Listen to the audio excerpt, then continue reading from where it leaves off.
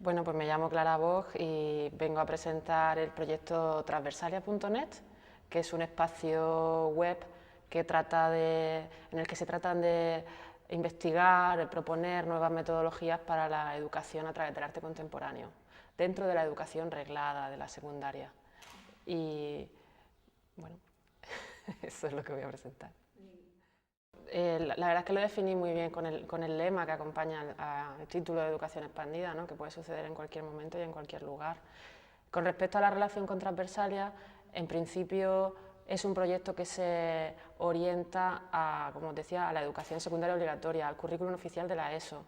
Y al principio pensé que se escapaba un poco de ese concepto de la educación que sucede fuera del aula, pero realmente yo lo entiendo como un camino de ida y vuelta, cosas que suceden fuera del aula y también cosas de fuera que podemos traer a las aulas que no tienen presencia ahora mismo, ¿no? Entonces sería un poco esa educación expandida, sería también intentar expandir ese currículum oficial que a veces está un poco demasiado rígido, ¿no? E intentar que se incorporen otros conocimientos. En principio es que es casi inexistente en lo que serían las asignaturas de educación visual y plástica, de la educación secundaria. Normalmente no se trabaja con artistas contemporáneos, se hace una pequeña...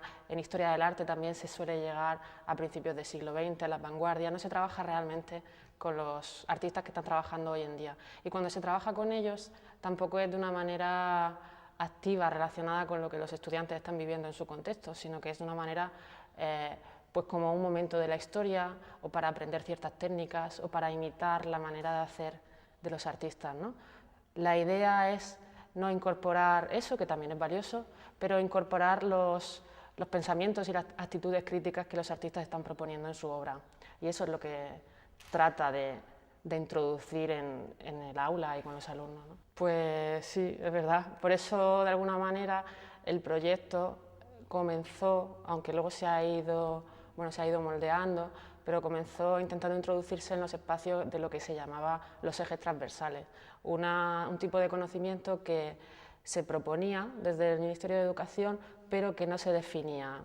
Se decía que había que aprender ese tipo de educación para la salud, educación medioambiental, pero no se decía cómo, ni de qué manera, ni cuándo. Y al final siempre se traducía en pequeñas actividades anecdóticas que hacen desde los centros, ¿no? Que los profes con muy buena intención y muy buen hacer intentar cumplimentar, pero que no tienen contenido para eso. Y bueno, Transversalia un poco surgía de ahí, de aprovechar esos ejes transversales para trabajar esos temas a través del arte contemporáneo. Pues la verdad es que son proyectos muy distintos. Se relacionan básicamente bajo la idea de que son proyectos que nuestra tarea, Hybrid Playground, se enmarca un poco dentro de nuestra propia actividad creadora como artistas, ¿no?